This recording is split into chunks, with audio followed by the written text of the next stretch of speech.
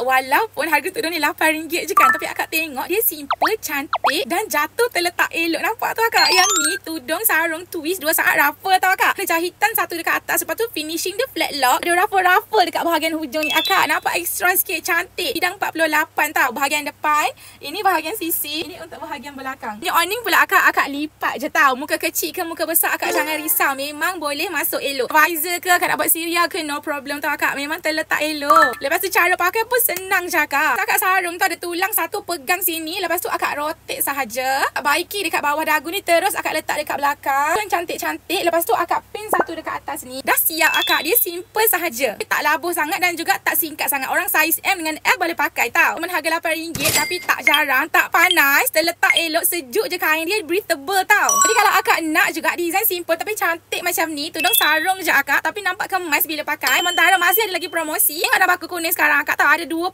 warna yang akak boleh pilih.